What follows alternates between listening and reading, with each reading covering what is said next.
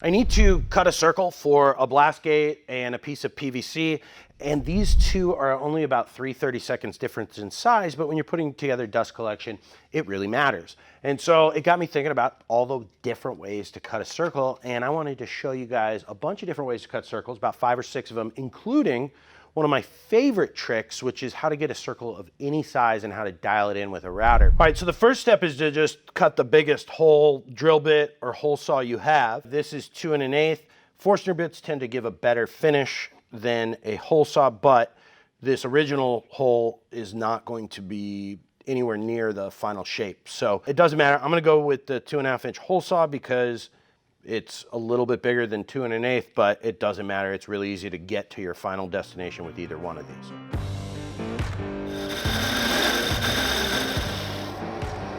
Okay, now this is a rabbeting bit. You can get them in many different sizes, or you can get a kit like this. I got this one from Bits and Bits, and it has these different bearings that you can use to change the size of the rabbet. And so you can use these along with a flush trim bit. I'm gonna set this up in the router table just for speed of the video, but you could switch your flush trim bit with your rabbeting bit to create the perfect size. And you can work your way there by very specific measurements to get the perfect size circle, in this case 3 5/8. We've got a 2 1/2 inch hole here. So we have 1 inch and an 1/8 to go. I could take 1/2 inch bites with this, but I'm just using a trim router, so I'll probably do 1/4 inch bites till I'm close, and then I'll do an 1/8 to finish it out to 3 5/8.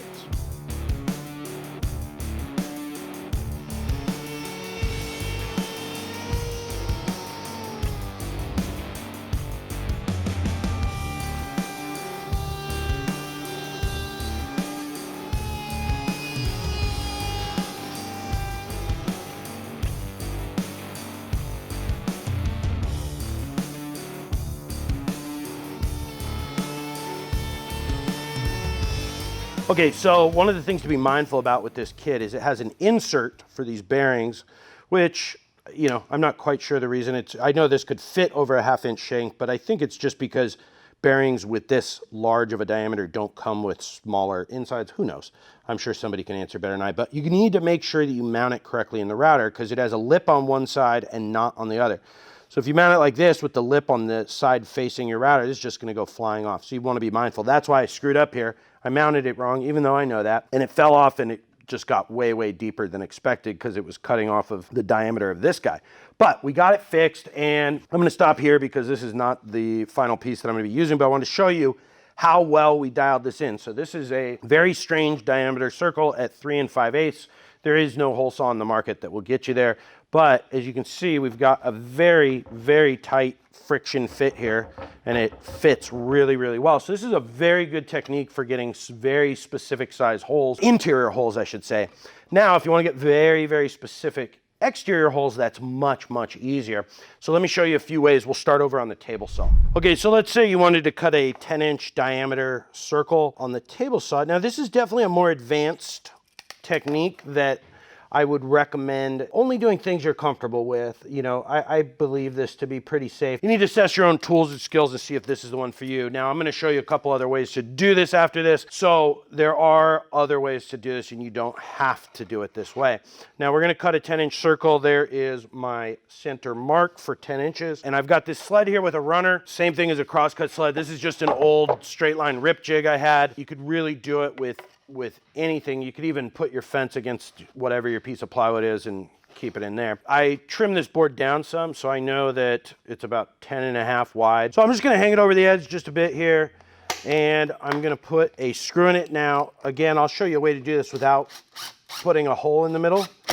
But you wanna be really mindful when you're doing this. You always wanna rotate this way. If you go the other way, you're gonna be loosening your screw, which then could cause a dangerous situation where you unscrew your screw and then you have a loose piece of wood that you're cutting here. So you want to take small bites. You don't want to try and take huge chunks off this or like spin it through. You want to keep making straight cuts until you get roughly a circle, and when you're just about there, you can actually rotate it and ensure that you get a nice round thing. So let me show you how this works.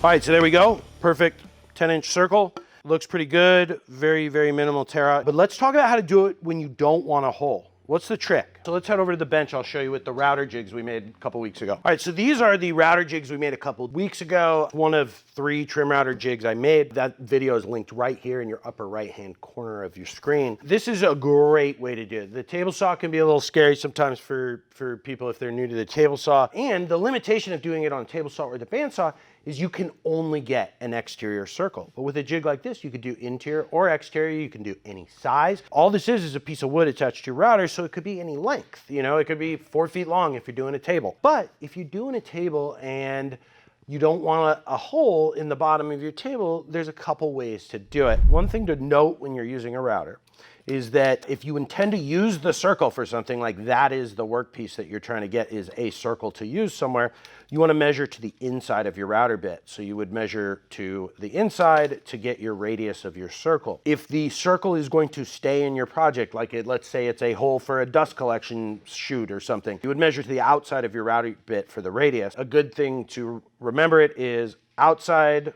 is your inside diameter and inside is your outside diameter. So there you go. So then let's say you didn't want a circle. What if this was a precious piece of table or something like that? There's a couple ways to do this. So basically what you need to do is you need to create a support for your router and a piece to attach to your workpiece. Now there's a couple great ways to attach. If you are cutting out of hardwood, you can use something like pine or plywood and super glue it. So when you glue plywood to hardwood, it's a pretty strong bond, strong enough for cutting a circle. But when you're ready, it'll pop off and the glue, where the glue is gonna rip the wood, is not gonna be in the hardwood. It's gonna pull off of the plywood. Yeah, there's some tear out on the plywood, and then you can just sand that off. And the reason that's important is if you wanna cut a circle without making a hole, what you can do is super glue a piece to around the center of your circle, and then when you drill directly into that. Now, the only thing to remember is, you know, this is a very short circle cutting jig, but you need to create a support piece by the bit of the router that it can ride around so it doesn't want to tip off that piece. So if you create that support piece, you can then bring your workpiece down as low as you want and cut that circle. But what if you're using plywood? Plywood's another story because if you glue plywood to plywood, it's anybody's guess which one's gonna rip. So this is double stick tape. And by the way, this idea actually came to me from a Tamar video. She's so brilliant. She's got this amazing trim router jig she sells plans for. I'll link that down below because Tamar's awesome. She comes up with great ideas. So with double stick tape, and now I have a great video about double stick tape versus the blue tape trick. I believe in this stuff so much. I'll link it down below. It is so strong. That's not going anywhere. You could easily drill a screw into it. And then once you create a support piece under here, you could just glue that to your router jig or screw it, and it's gonna support your router throughout that whole cut. And then when you're done, you can just pop this off like you would any double stick tape. So these are great. And the circle with the router is definitely the easiest way to do it. You obviously saw how I did it where you can make any size circle. This is another great way, but that way for when you need a perfect inside diameter is pretty good, especially when you don't have a hole. Another problem can be, you know, when you're doing it with a center, if your circle isn't supported on the middle of your workpiece, when you make that final cut, it could definitely come flying out and create a dangerous situation. So you want to make sure that if you are doing this and your circle is going to suddenly become free that is attached to your router, that maybe you clamp it down or stick it to your bench with double stick tape or something like that. Let's head over to the bandsaw. I'm going to show you how to do it there. It's basically the same as a table saw with a little bit of difference. Okay, so let's say you wanted to cut out this circle on the bandsaw here. Now, I just trimmed this down. This was the piece we were using just a minute ago with the router. One of the issues with cutting plywood or anything on the bandsaw is there's an unsupported area here where your blade enters the cast iron table, and so you kind of can get a lot of tear out. So there's a couple ways to do this, but this is really, really easy. So first you want to create a zero clearance table, which will be your circle cutting jig. So what I like to do to accomplish this is I just take a scrap piece of plywood, and we're going to cut into it and then stop and turn off the bandsaw. Then we're going to go ahead and just clamp this to our table. Make sure you get a good spot for it. So now you just want to decide, you know, the size of your circle you're going to measure. And what you can do is cut it to be that exact same width. So that way you could sort of put it against your blade, and then you're just gonna shoot it down. Now with a bandsaw, you wanna try and trim your corners more before you shoot it down. And the reason being that, you know, once you put it down and you've got your thing here, if you haven't used the miter slot, which is the way to do it, which is another way to do it like on the table saw. But for me here, it's gonna be really important that I trim as much before I actually get into screwing it down, so that way I can just spin it and get my circle. So let me show you how I do that. One thing I think I forgot to mention is when you shoot it in, you want to make sure the center of your circle is even with the front of your blade. You could probably use a thinner blade than I'm using now, but because I trimmed it down, it's going to work pretty good. So let me show you.